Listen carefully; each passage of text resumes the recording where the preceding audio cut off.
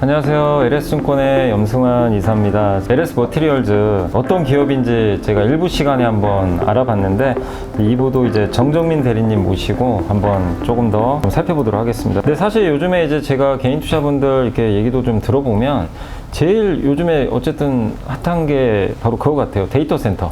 네, 미국에서도 데이터 센터 관련되면 뭐 주가가 좀 급등하고, 특히 이제 보니까 버티브라는 회사 되게 유명하죠. 그 액침 냉각이라 그러죠. 우리가 이제 데이터 센터가 사실 이제 열이 많이 발생하니까 그걸 어떻게 수조 속에 넣는, 예, 그런 걸 이제 하는 이제 버티브란 이 회사랑 데이터 센터 전력 솔루션 이제 MOU 양해각서를 이제 체결했다고 하는데, 그러면 이게 결국 데이터 센터에 울트라 커패시터가 들어간다는 얘기인데 이게 반드시 들어가야 되는 건지, 그리고 들어가게 되면 굉장한 저는 이제 매출 성장이 일어날 걸로 좀 보여지거든요. 여기에도 경쟁이 좀 치열한 건지, 아니면 진짜 극소수들만 할 수밖에 없다 이 산업은, 그런 건지 한번 좀 이걸 데이터 센터 좀 연결하셔가지고 답변해 주시면 좋을 것 같아요. 우선은 이제 흔히들 알고 계시는 데이터 센터에는 크게 두 가지가 있거든요. 첫 번째는 이제 일반적으로 그냥 데이터를 꺼내 쓰는 IDC라고 하는 인터넷 데이터 센터, 그리고 이제 이 GPU를 기반으로 데이터를 트레이닝해서 학습하고 그 출력값을 꺼내 쓰는 AI 데이터 센터, 이렇게 두 가지로 구분이 됩니다. 그래서 기존의 IDC 인터넷 데이터 센터 같은 경우에는 정전에 대비해서 이제 비상발전기가 있고요. 이 정전부터 비상발전기가 가동되기까지의 시간을 커버하기 위해서 UPS라고 하는 제품이 들어가는데요. 이 최근에 이제 이 비상발전기라는 제품의 성능이 굉장히 늘어나면서 정전부터 비상발전기 가동까지의 시간이 굉장히 단축이 됐어요. 초 단위로 단축이 되다 보니까 그 시간을 커버하기 위해서는 순간적인 고출력을 내주는 울트라 커패시터가 굉장히 효율적인 대안으로 지금 각광을 받고 있고요. 그리고 조금 더 주력해서 말씀드릴 AI 데이터 센터 같은 경우에는 보시는 것처럼 이제 기존의 IDC 대비해서 수백 메가와트로 큰 소모 전력을 필요로 할 뿐만 아니라, 여기 지금 저희가 그래프를 조금 가져와 봤는데요. 이 GPU가 학습을 하는 매 순간마다 이렇게 지금 피크 전력에 지금 도달을 하게 되거든요. 근데 이게 지금 수십 초 단위예요. 저희가 지금 그래프를 이렇게 할 수 없어가지고 조금 넓게 퍼뜨려 놨는데, 사실 이게 조금 수십 초 단위로 하루에도 몇백 번 이상 이 출력이 반복이 됩니다. 전력이 그냥 저렇게 맞습니다. 급증하는 거예요, 순간순간? 맞습니다. GPU가 학습을 시작하는 그 순간에 이 피크 전력 100%까지 갔다가 학습이 끝나고 다시 로딩이 시작되면 이제 한 20%까지 낮아졌다가 이 활동이 지금 계속되기 때문에 이 순간적인 출력을 커버할 수 있는 보조 전원이 반드시 필요한 상황이고요. 이게 안 되면 사실 여기에 들어가는 전력 계통 자체에도 문제를 일으킬 수 있기 때문에 반드시 그 전력을 안정화시키는 게 필요하다. 근데 제가 방금 급격한 출력 변화를 말씀드렸고, 충방전이 굉장히 많아야 되고 그 수십 초 단위로 해야 되기 때문에 굉장히 빨라야 되거든요. 근데 그런 부분에 있어서는 이 울트라 커패시터가 굉장히 큰 솔루션이 될 수 있다. 왜냐면 이 리튬이온 배터리 같은 경우에는 이제 출력은 수도꼭지처럼 작다고 말씀을 드렸고요. 네. 용량이 크기 때문에 충방전 시간이 굉장히 길어요. 전기차 충전이나 이런 부분에서도 충전 속도가 느린 거에 대해서 조금 이슈가 있기도 하고요. 풀충전, 풀방전 시간으로 이제 사이클이 한 2000회 정도밖에 안 되기 때문에 하루에도 몇백 번씩 충방전이 일어나는 거에 대해서 리튬이온 배터리는 사실 온전하게 대응을 하기는 사실 조금 어려운 부분이 있습니다. 리튬이온 배터리는 화학적 반응으로 이 전력을 생산하기 때문에 화재 위험성에 대해서 조금 리스크가 있다, 그런 부분을 좀 말씀드릴 수 있을 것 같고요. 그에 반해서 이제 울트라 커패시터 같은 경우에는 한 번에 순간적인 고출력을 낼 수 있고요. 짧은 시간이지만, 그리고 충방전 시간이 굉장히 짧아서 순간적으로 대응하는 것도 가능하고요. 그리고 100만 사이클 이상 반복이 가능하기 때문에 하루에 몇백 번 이상 이 출력이 왔다 갔다 하더라도 거기에 대해서 저희가 대응을 할 수가 있습니다. 그리고 이제 물리적인 반응으로 전하를 저장하기 때문에 화재 위험성이나 이런 부분에서는 굉장히 안정성을 가지고 있다. 그렇기 때문에 이 AI 데이터 센터의 전력 특성에 이 LS 머티리얼즈의 UC가 굉장히 부합하는 특성을 가지고 있다. 그렇게 좀 말씀을 드릴 수 있을 것 같습니다. 그래서 이제 이 버티브와 저희가 9월 달에 이 AI 데이터 센터에 들어가는 전력 솔루션을 조금 전략적으로 좀 추진하기 위한 MOU를 체결을 했고요. 버티브는 이제 잘 아시겠지만 이제 데이터 센터 분야에서 글로벌로 최고 수준의 이제 기술과 레퍼런스를 가지고 있는 회사입니다. 그래서 이 AI 데이터 센터 시장이 사실은 이제 생겨나고 있는 시장이기 때문에 저희의 교두보가 될 수 있는 그런 전략적인 동반자의 역할을 해줄 수 있겠다, 그렇게 지금 판단을 하고 있고요. 그리고 이제 마지막으로 경쟁 관계에 대해서도 한번 말씀을 주셨는데요. 일부에서도 저희가 말씀을 드렸지만 대형 UC를 하고 있는 회사들이 글로벌로 봤을 때 세 군데밖에 없어요.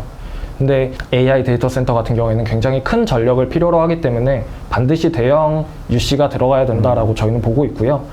그렇기 때문에 이 세 업체들이 파일을 나눠서 가질 수 있다. 경쟁 관계가 그렇게 크지 않다. 저희가 처음으로 진입을 해서 진입 장벽을 구축하면서 시장을 좀 선점하기 위해서 지금 이 사업을 진행을 하고 있다라고 봐주시면 될 것 같습니다. 데이터 센터가 일반 데이터 센터랑 이제 AI 데이터 센터 이렇게 네, 좀 나눠질 맞습니다. 수가 있는데 아까도 이제 제가 잠깐 그래프를 보니까 일반적인 데이터 센터는 어쨌든 이제 그 가장 중요한 목적 중에 하나가 이제 그 UPS에 들어가서 결국 정전 같은 게 발생했을 때 사실 데이터 센터는 결국 24시간 내내 전력이 돌아야 되잖아요. 맞습니다. 그게 끊어지면 안 되니까 그런 좀 약간 보완적인 역할인데 AI 데이터 센터는 완전 방식이 다른 것 같아요. 그러니까 순간순간 너무 이제 이 고전력들이 필요하다 보니까 네. 여기에 결국 리튬이온 배터리는 적합한 게 아니고 이 울트라 커패시터가 반드시 저는 제가 이걸 딱 봤을 때는 좀 필요할 것 같거든요. 그럼 앞으로 회사에서도 이 AI 데이터 센터 시장이 지금 굉장히 이제 커질 거라고 아마 보시고 계실 것 같은데 지금 울트라 커패시터가 들어가는 전방 산업이 되게 다양한데 그러면 앞으로의 전략 방향도 좀 이쪽으로 좀 많이 보고 계시는 건가요? AI 데이터 센터 쪽으로? 네, 맞습니다. AI 데이터 센터라고 하는 게 현재까지 들어가던 저희의 UC 규모와는 사실 프로젝트 측면에서도 굉장히 크게 점프가 될 수 있는 프로젝트다. 그래서 AI 데이터 센터에 하나 들어가는 UC 규모가 현재 기존의 풍력 단지에 들어가는 이제 터빈 보조 전원이라든지 그런 쪽의 규모보다 사실은 몇십 배 이상 커질 수 있는 상황이다.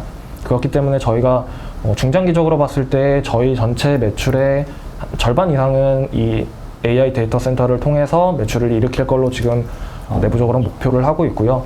그러기 위해서 이제 제품 개발이라든지 영업적인 측면에서도 사실 전사적인 노력을 하고 있는 상황이다. 그렇게 봐주시면 될 것 같습니다. 이 AI 데이터 센터에 들어가는 게 결국엔 지금 만들고 있는 거에서 좀 뭔가 수정을 해야 되는 건가요? 기존에 저희가 제품을 생산하던 이 UC 모듈이나 UC 렉 가지고 시스템을 구성해서 이 AI 데이터 센터에 적용을 시키는 개념이기 때문에 사실 그 상위단으로 저희가 조금 제품을 보완해서 개발해야 될 건 있지만 근본적인 거는 크게 변하지 않는다. 그렇게 이해해 주시면 될 것 같습니다. 네, 그러니까 기존의 제품을 조금 약간의 업그레이드 조금 더 변화시켜서 할 수 있겠지만 지금 제품 가지고도 충분히 맞습니다. AI 데이터 센터 이제 대응할 수 있다 이렇게 네. 좀 답변을 해주셨고 그리고 최근에 이제 진행하신 그 IR 행사에서 울트라 커패시터가 이제 대전력망 안정화에 대한 이제 솔루션이 좀 될 거라는 그런 말씀을 해주셨는데 이게 사실 어쨌든 지금 이제 신문 기사에도 요즘에 하루에 하나씩 나와요. 막 전력망 얘기가 계속 나와요. 전기 부족하다. 지금 미국에서도 그렇고 앞으로 AI 시대, 전기차 시대 모두가 또 이제 기후 변화 때문에 온도도 낮춰야 되죠. 근데 그런 것들 때문에 이제 전력에 대한 수요는 급증할 수밖에 없는 상황인데 그러면 이게 울트라 커패시터가 왜 거기에 도움을 줄 수 있는지 한번 좀 설명해 주시면 좋을 것 같아요. 네. 말씀 잘 주신 것처럼 이제 최근에 이 전맥 경화라는 얘기 많이 나오거든요. 그래서 AI 데이터 센터라든지 그런 쪽으로 이제 전력이 굉장히 부족하다 보니까 전력 개통에 대한 안정화라든지 신재생 에너지 시장이 굉장히 커질 걸로 지금 보고 있거든요. 그래서 지금 보시면 글로벌로 봤을 때도 10,000기가 이상을 돌파하는 그런 신재생 에너지 그런 전망이 지금 나오고 있고요. 네, 근데 이 신재생 에너지 같은 경우에는 사실 치명적인 단점이 존재하거든요. 그게 어떤 거냐면 간헐적인 자연환경이라는 건데요. 바람이 불 때는 발전량이 굉장히 높았다가 바람이 안 불 때는 발전량이 굉장히 떨어지기도 하고 태양광 같은 경우에는 일조량에 따라서 굉장히 발전량이 달라지는데요.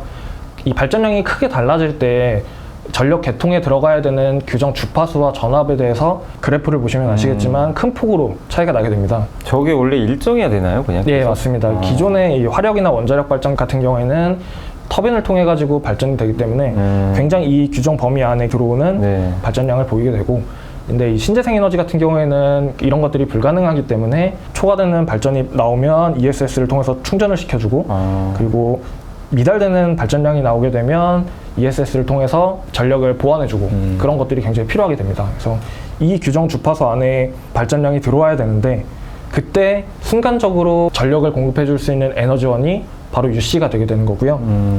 그러면 지금은 ESS로 저걸 해주는 건데 네, 울트라 커패시터가 그 역할을 해준다는 맞습니다. 거죠? 울트라 커패시터로 구성된 ESS로 전력망의 안정화를 요구할 수 있는 건데요. 매우 짧은 시간 안에 이 대전류를 제어하고 혹은 보상해주는 활동을 장시간 왜냐면 이제 험지에 있기 때문에 자연환경 같은 경우에 이제 뭐 해상풍력이라든지 태양광 같은 경우에 사막에 있을 수도 있고요. 그렇기 때문에 오랜 기간 유지해야 되는 그런 유지보수에 대한 니즈가 있기 때문에 UC가 굉장히 큰 솔루션이 될 수 있다. 왜냐면 UC 같은 경우에는 앞에서 말씀드린 것처럼 짧은 충방전 시간으로 빠른 대응 가능하고요. 그 출력이 높고 수명이 길기 때문에 대전력망에서 요구하는 전력망 안정화에 대한 니즈에 가장 적합한 솔루션이다. 그렇게 말씀드릴 수가 있습니다. 이 신재생 에너지 시장이 점점 커지고 지금 풍력 얘기를 많이 하셨는데 풍력도 중요하겠지만 태양광도 사실은 낮에밖에 안 되잖아요. 맞습니다. 그러면은 저런 ESS가 들어갈 때 그럼 결국 풍력 태양광 구분 없이 들어갈 수 있다고 봐도 되는 거죠. 네, 맞습니다. 네. 그래서 앞으로 한번 여러분들도 그 ESS 하면 또 울트라 커패시터도 향후에 또 보조 역할을 하는 쪽으로 좀 들어간다면 좀 시장이 좀 커질 수도 있다는 부분 한번 그 고민해 보시면 또 좋을 것 같습니다. 자, 그래서 이제 한번 울트라 커패시터까지 저희가 한번 알아봤고 이 LS 머티리얼즈가 또 하는 전통 사업 중에 알루미늄 사업이 있거든요. 그래서 저도 한번 이제 조사를 해보니까 현대차에 좀 납품을 좀 하는 것 같아요. 현대차 국내 공장 쪽에 아마 좀 들어가는 부분이 있는 것 같은데 이게 그 알루미늄 사업은 대부분 제가 보니까 수출보다 내수 같아요. 그럼 이 내수 쪽에서 자동차용이 많은지 아니면 이것도 역시 알루미늄이 워낙 뭐 다양하게 쓰이니까 사용처가 되게 좀 분산돼 있는지 한번 그걸 좀 설명해 주시면 좋을 것 같습니다. 저희 회사에서 하고 있는 이 알루미늄 사업 같은 경우에는 말씀 주신 자동차 그리고 뭐 산업 전반적인 부분에서 조금 고루 쓰이고 있다라고 말씀드릴 수 있는데요. 크게는 이제 세 가지가 있습니다. 자동차 분야, 그리고 가전, 그리고 이제 전선용 그렇게 크게 세 가지가 있고요. 그래서 지금 여기 보시는 로고들을 보시면 아시겠지만 협력사라든지 현대기아 쪽으로도 이제 저희 자동차 분야에 납품이 되고 있고요. 이제 주요 제품으로는 이제 알루미늄을 압출해서 만든 프로파일이라는 제품이 있고 그리고 또 압출해서 길게 늘어뜨린 PA 튜브라는 제품이 있는데요. 두 개 다 이제 자동차 부품으로 주로 들어가고요. PA 튜브 같은 경우에는 가전용 에어컨이나 냉장고의 배관 용도로 지금 주로 들어가고 있습니다. 그리고 이제 알루미늄을 또 주조해서 만든 이제 로드와 빌렛이라고 하는 제품은 전선에 이제 전기가 통하게 하는 도체 역할로 지금 많이 들어가고 있다. 그렇게 봐주시면 될 것 같습니다. 그 자동차하고 뭐 가전, 전선 이런데 좀 그 알루미늄 소재가 네. 일단 좀 다양하게 탑재가 되는 것 같은데 근데 요즘에 이제 어쨌든 우리나라 내수 시장이 좀 워낙 그렇게 썩 좋은 편은 아니잖아요. 그러다 보니까 좀 고민이 좀 있을 것 같긴 해요. 알루미늄. 근데 알루미늄을 이렇게 내수 비중이 높은 이유가 혹시 있나요? 수출보다 이렇게? 보통은 수출을 많이 하려고 하는 것 같은데 경쟁이 치열해서 그런 건지. 저희가 합작을 해서 설립한 이 하이사라는 것도 있고 네. 이 글로벌로 봤을 때 뭐 우수한 해외 업체들도 많이 있지만 그리고 저희가 이제 이 알스코어를 통해서 지금 최우선 타겟으로 이제 현대기아 쪽으로 십몇 년 전부터 저희가 제품을 함께 개발해서 알루미늄 제품을 공급을 해오고 있기 때문에 우선은 그쪽에 좀 더 집중을 해서 진행을 하고 있고요. 그렇게만 하더라도 충분히 저희의 뭐 캐시카우 역할을 해주고 있는 상황이기 때문에 뭐 그런 쪽에 좀 더 집중을 하고 있다 봐주시면 될 것 같습니다. 그러니까 이제 수출 쪽은 어쨌든 울트라 커패시터로 좀 그쪽을 네. 집중하고 내수는 일단 이제 알루미늄 사업으로 맞습니다. 좀 캐시카우를 안정적으로 조금 운영하기 위한. 왜냐하면 이제 신사업이라는 게 또 어떻게 보면 잘 되면 좋지만 또 안 됐을 때 리스크도 있다 보니까 어느 정도의 좀 안정적인 사업도 이렇게 알루미늄 쪽에서 특히 현대차 중심으로 나가는 거는 상당히 좀 긍정적인 포인트인 것 같고요. 그 신사업으로 오스트리아 소재 그 하이사와 그 이제 합작회사죠. 그 하이엠케이를 이제 설립해서 이 배터리 시스템에 들어가는 이제 부품을 이제 양산한다라고 이렇게 좀 알려져 있는데 이게 좀 어떤 구조인지 또 이게 이 합작회사가 정확하게 뭘 하는지 한번 좀 설명해 주시면 좋을 것 같아요. 네, 저희가 23년도 작년에 이제 오스트리아 하이사라고 하는 글로벌에서 알루미늄 압출 기술로는 거의 최고 수준 탑3 안에 들어가는 이제 회사하고 저희가 조인트 벤처를 설립해서 하이엠케이라는 법인을 출범을 시켰는데요. 이 하이엠케이라는 법인은 이제 하이사가 국내에 진출하기 위한 니즈와 저희가 이제 알루미늄 사업에 대해서 신사업을 좀 추진하기 위한 니즈가 맞물려서 설립된 법인이다라고 이해해 주시면 될 것 같습니다. 그렇다 보니까 이제 기술적인 측면에서나 영업적인 측면에서 국내 회사들보다 조금 더 우수한 강점을 가지고 있고요. 하이사가 지금 글로벌 최고 수준의 기술력을 가지고 다임러나 BMW 같은 업체들의 알루미늄 부품을 공급하는 것과 마찬가지로 같은 기술을 그대로 가져와서 저희 국내 법인에 공급하기 위한 그런 법인이다라고 봐주시면 될 것 같고요. 그래서 저희가 구미 지역에 신규 공장을 짓고 있고 내년 3월에 저희 공장이 준공돼서 바로 시제품이나 양산 작업을 진행을 해서 바로 매출이 저희 쪽으로 들어올 걸로 보고 있습니다. 그래서 사실 합작법인이라서 지분 비율은 저희가 66% 그리고 하이사가 33% 해서 저희 쪽 실적이 들어오는 법인이다라고 봐주시면 될 것 같고요. EV 배터리 시스템 부품 3종이라고 말씀을 드렸는데요. 사이드실, 그리고 바텀 트레이, 그리고 크래시박스 이렇게 3종입니다. 구성되어 있는 배터리 팩에 사이드면에 부착돼서 사이드를 보호해주는 사이드실 제품이 있고요. 그리고 이제 열 배출에 용이하고 내구성이나 평탄도가 조금 우수한 팩 아래에 들어가는 그런 바텀 트레이가 있고요. 그리고 이제 차량 충돌 시 충격에 이제 배터리 같은 경우에는 굉장히 민감하기 때문에 그런 차량 충격 흡수에 용이한 크래시박스 이렇게 3가지를 저희는 EV 배터리 시스템 부품 3종이라고 지금 말씀을 드리고 있고요. 이 3가지 부품들을 양산해서 저희 국내 완성차 업체 최우선 타겟으로 현대기아 그리고 그 다음까지 제품을 공급할 계획을 가지고 있습니다. 합작사에서 이제 그 기술만 가져오는 거죠? 네, 회사에서 맞습니다. 기술을 가져와서 네. 알루미늄을 그 구미 공장에서 이제 직접 만들어서 생산, 네. 저 배터리 시스템 부품 3종에 다 알루미늄이 들어가니까 네. 저걸 만드는 이제 소재를 네, 맞습니다. 생산을 하고 저것도 직접 만든다는 거죠. 네, 맞습니다. 소재부터 네, 맞습니다. 배터리 부품까지 네. 일관화해서 만들어서 전기차 쪽에 이제 탑재를 한다. 맞습니다. 네. 하이사가 이제 그 글로벌로 압출 분야에서 세계 최고의 경쟁력을 갖추고 있다고 말씀드렸는데 사실 국내에 있는 이 알루미늄 회사들이 공급하고 있는 알루미늄 압출재들이 스펙적인 부분에서 뭐 완성차 업체가 요구하는 수준을 아직까지는 조금 부족하게 충족을 시키고 있다라고 말씀을 드릴 수 있을 것 같아요. 그래서 조금 더 구체적으로 이 타사 제품과 저희가 생산하고자 하는 이 하이엠K 제품을 여러 가지로 구분해서 말씀을 드리면 국내 자동차사에서는 이제 요구하는 스펙이 이 정도 수준인데 타사에서는 이 정도밖에 만족을 못 시켜서 지금 알루미늄 제품에다가 강철재, 스틸재를 보강해서 사용을 하고 있는 거거든요. 근데 이제 저희가 생산하는 제품 같은 경우에는 알루미늄 자체만으로도 그 스펙을 만족시킬 수가 있다 보니까 소재 측면에서 우수성이 있고요. 다른 알루미늄인가 보네요. 저기 일반적인 알루미늄이 아니라 사실 일반적인 알루미늄과 같은데 이제 합금이라든지 그리고 압출에 대한 기술력 자체가 기존 업체들과 다르다 보니까 그런 부분에서 더 압축시켜서 더 높은 강도를 낼 수 있는 거다라고 봐주시면 될 것 같고요. 조금 더 말씀을 드리면 네. 아까 타사 제품은 알루미늄에 스틸재를 섞어가지고 사용을 하고 있다고 말씀을 드렸는데 자동차 업계에서 요구하는 그런 경량화에 대한 문제점이 사실은 있어요. 그래서 스틸재를 보강하면 당연히 이제 순수 알루미늄보다 좀 더 무겁게 지금 제품이 나오게 되고 저희 같은 경우에는 순수 알루미늄으로 나오다 보니까 이 알루미늄 소재 자체만으로도 굉장히 조금 한 12에서 15% 정도 더 가벼운데 거기에 스틸재를 제거하다 보니까 한 25에서 30% 정도 경량화가 가능하고요. 특성적인 측면에서도 타사 제품은 불규칙하게 찢어지는 현상이 발생되는데 저희 거 같은 경우에는 균일하게 찌그러지는 그런 특성을 보유하고 있습니다. 그래서 그림을 조금 가져와 봤는데요. 네. 타사 제품 같은 경우에는 이게 크러쉬박스라는 제품이고요. 원래는 이렇게 일정하게 캔 찌그러지듯이 일정하게 찌그러지면서 충격을 흡수시켜줘야 되는데 타사 제품 같은 경우에는 여기 보시면 이제 터져 있는 중간에 터져서 이제 충격을 온전하게 흡수시켜주지 못하는 그런 단점들을 가지고 있고요. 사이드실 제품도 이제 여기 중간중간 깨지는 현상들이 발생되는데 저희 같은 경우는 이제 위쪽에 균일하게 충격을 흡수해주고 있다.